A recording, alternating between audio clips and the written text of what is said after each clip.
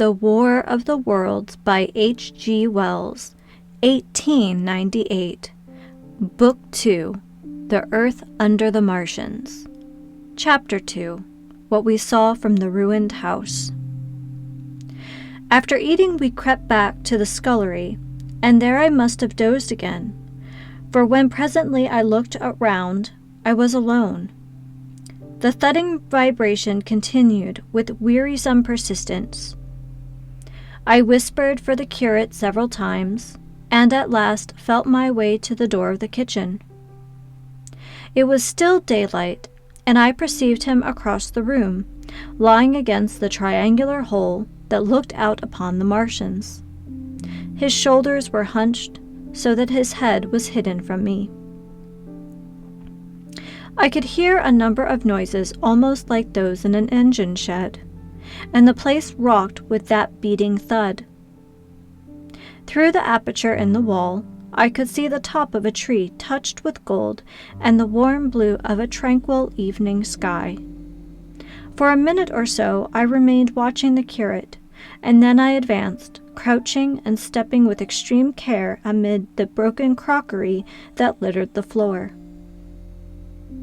I touched the curate's leg, and he started so violently that a mass of plaster went sliding down outside and fell with a loud impact. I gripped his arm, fearing he might cry out, and for a long time we crouched motionless. Then I turned to see how much of our rampart remained. The detachment of the plaster had left a vertical slit open in the debris, and by raising myself cautiously across the beam, I was able to see out of this gap into what had been overnight a quiet suburban roadway. Vast, indeed, was the change that we beheld. The fifth cylinder must have fallen right into the midst of the house we had first visited.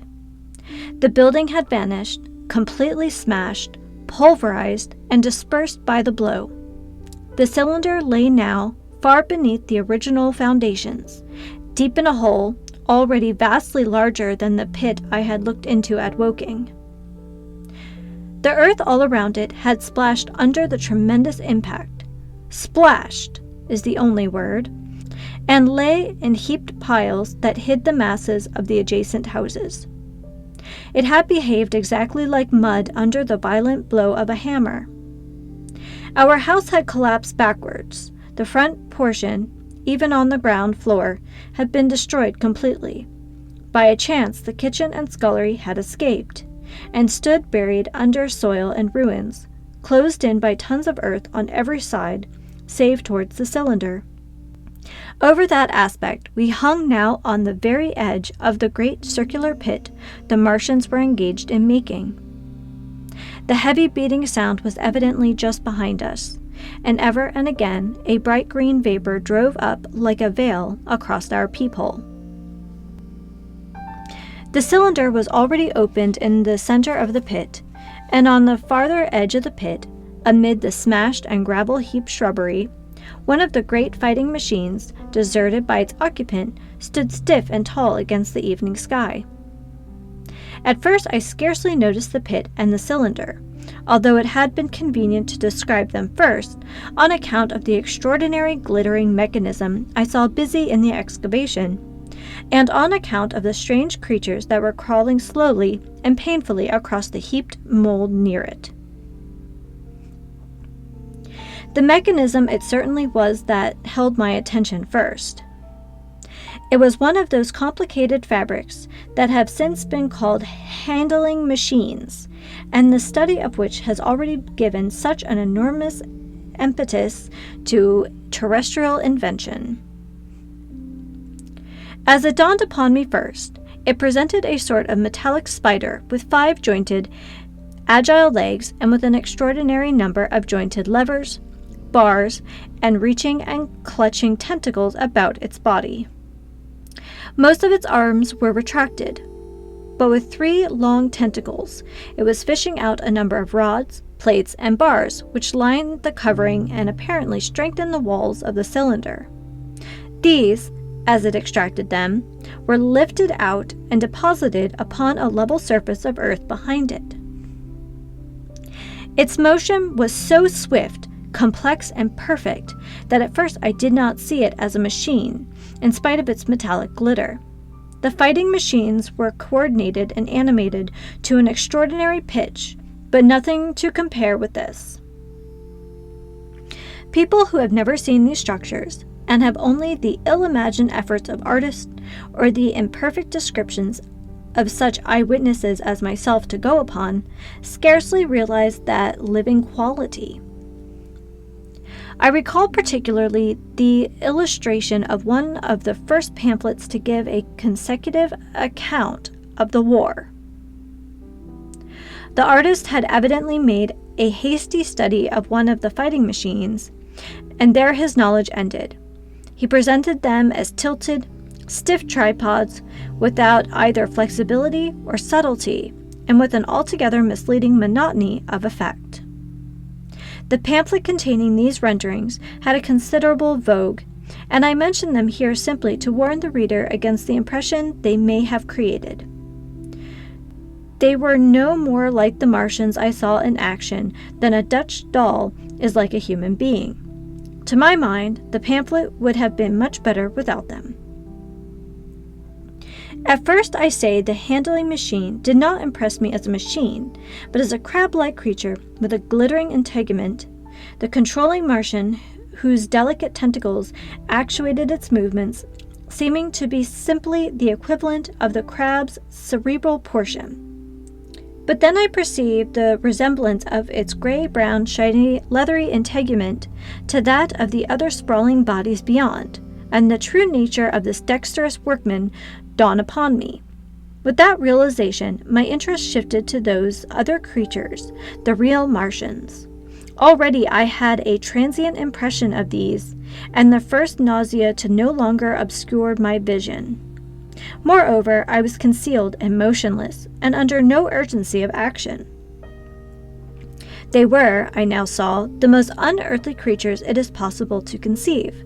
They were huge round bodies, or rather heads, about 4 feet in diameter, each body having in front of it a face.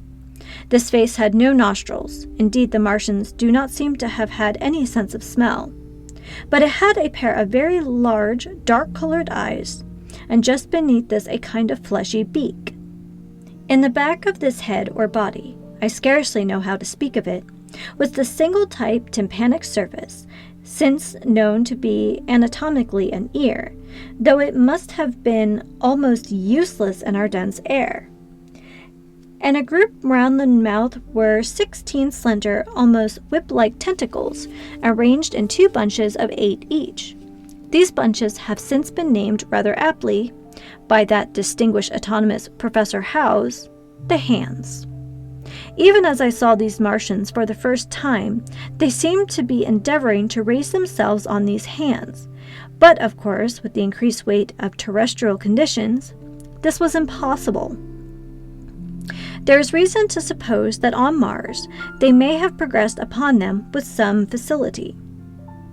The internal anatomy, I may remark here, as dissection has since shown, was almost equally simple. The greater part of the structure was the brain, sending enormous nerves to the eyes, ear, and tactile tentacles. Besides this, the bulky lungs, into which the mouth opened, and the heart and its vessels.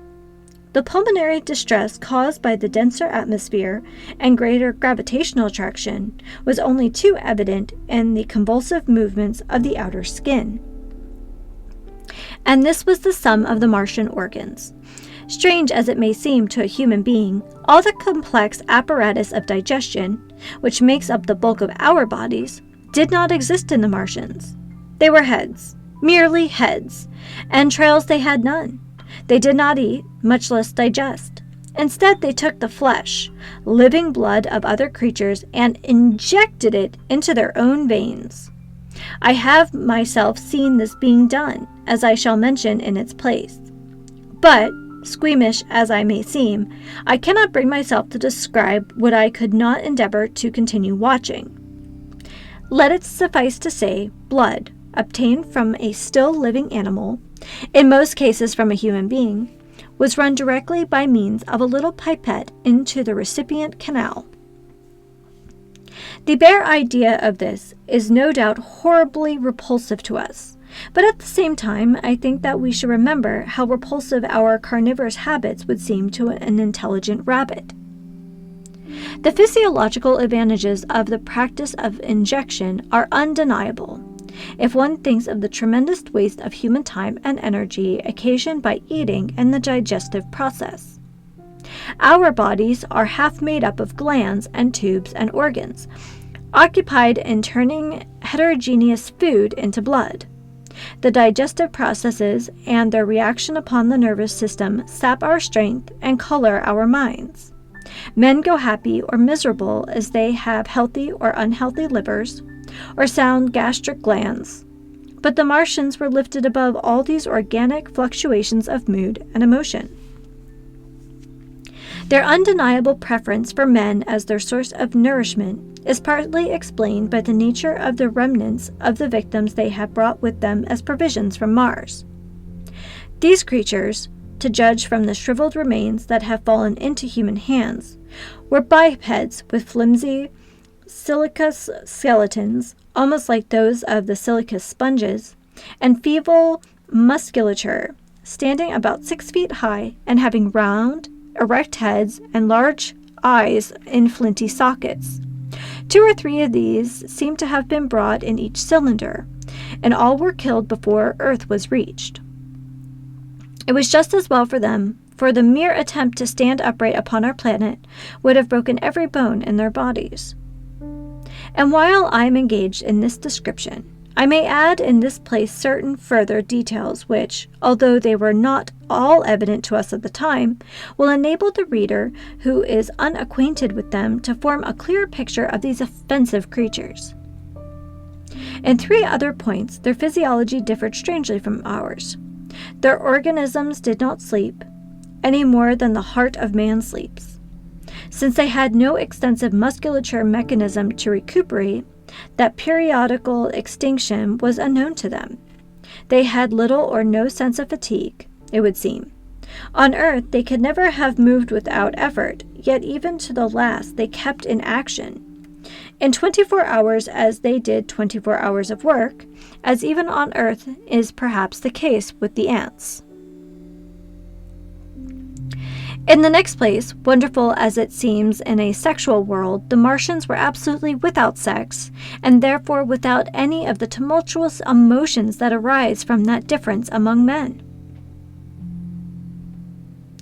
A young Martian, there can now be no dispute, was really born upon the earth during the war, and it was found attached to its parent, partially budded off, just as young lily buds bud off, or like the young animals in the freshwater polyp. In man, in all the higher terrestrial animals, such as a method of increase has disappeared, but even on this earth it was certainly the primitive method. Among the lower animals, up even to those first cousins of the vertebrated animals, the tunicates, the 2 processes occurred side by side, but finally the sexual method superseded its competitor altogether. On Mars, however, just the reverse has apparently been the case. It is worthy of remark that a certain speculative writer of quasi-scientific repute, writing long before the Martian invasion, did forecast for man a final structure not unlike the actual Martian condition. His prophecy, I remember, appeared in November or December 1893 in a long-defunct publication, the Pall Mall Budget, and I recall a caricature of it in a pre-Martian periodical called Punch. He pointed out, writing in a foolish, factitious tone, that the perfection of mechanical appliances must ultimately supersede limbs, the perfection of chemical devices, digestion, that such organs as hair, external nose, teeth, ears, and chin were no longer essential parts of the human being, and that the tendency of natural selection would lie in the direction of their steady diminution through the coming ages. The brain alone remained a cardinal necessity. only one other part of the body had a strong case for survival, and that was the hand, teacher and agent of the brain. While the rest of the body dwindled, the hands would grow larger. There is many a true word written in jest, and here in the Martians we have beyond dispute the actual accomplishment of such a suppression of the animal side of the organism by the intelligence. To me, it is quite credible that the Martians may be descended from beings not unlike ourselves, by a gradual development of the brain and hands, the latter giving rise to the 2 bunches of delicate tentacles at last, at the expense of the rest of the body. Without the body, the brain would, of course, become a mere selfish intelligence, without any of the emotional substratum of the human being. The last salient point in which the systems of these creatures differed from ours was in what one may have thought a very trivial particular. Microorganisms, which cause so much disease and pain on Earth, have either never appeared upon Mars or Martian sanitary science eliminated them ages ago. 100 diseases, all the fevers and contagions of human life, consumption, cancers, tumors, and such morbidities never entered the scheme of their life. And speaking of the differences between the life on Mars and terrestrial life, I may allude here to the curious suggestions of the red weed.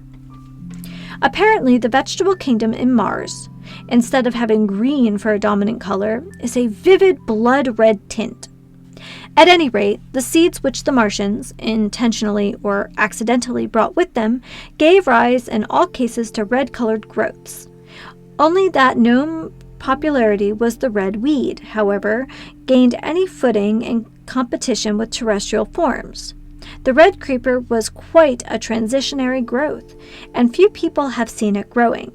For a time, however, the red weed grew with astonishing vigor and luxuriance.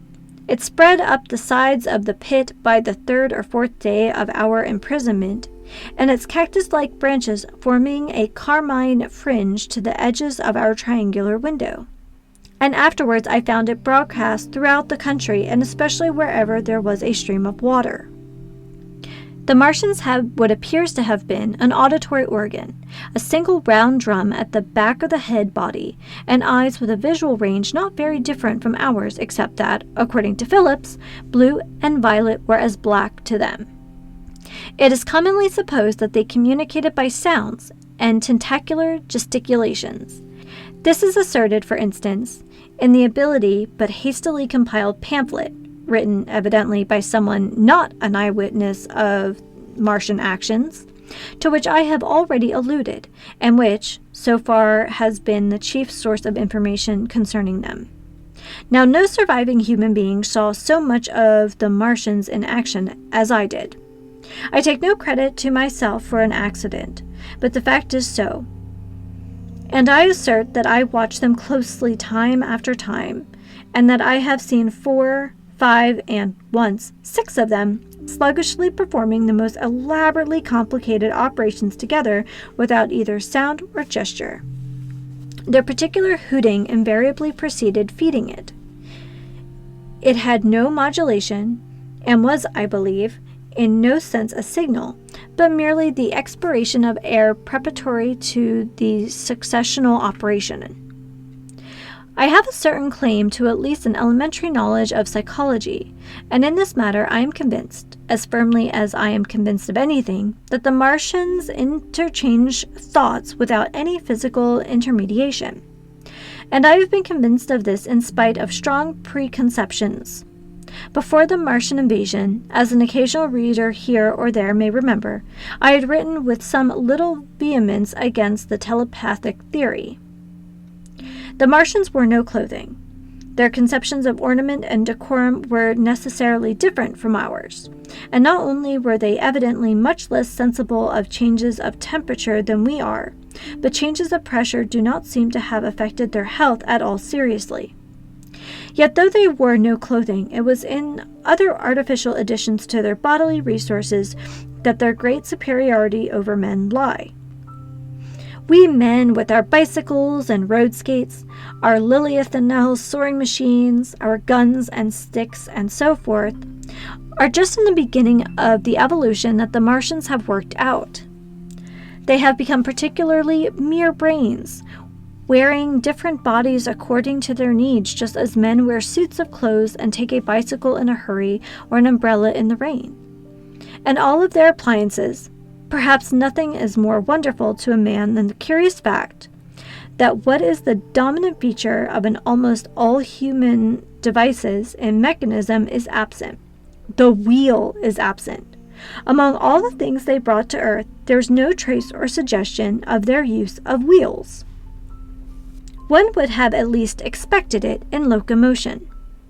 And in this connection, it is curious to remark that even on this Earth, nature has never hit upon the wheel, or have preferred other expedients to its development. And not only did the Martians either not know of, which is incredible, or abstain from the wheel, but in their apparatus singularly little use is made of the fixed pivot, or relatively fixed pivot, with circular motions whereabout confined to one plane. Almost all the joints of the machinery present a complicated system of sliding parts moving over small but beautifully curved friction bearings. And while upon this matter of detail, it is remarkable that the long leverages of their machines are in most cases accentuated by a sort of sham musculature of the discs in an elastic sheath. These discs become polarized and draw closely and powerfully together when traversed by a current of electricity. In this way, the curious parallelism to animal motions, which was so striking and disturbing to the human beholder, was attained.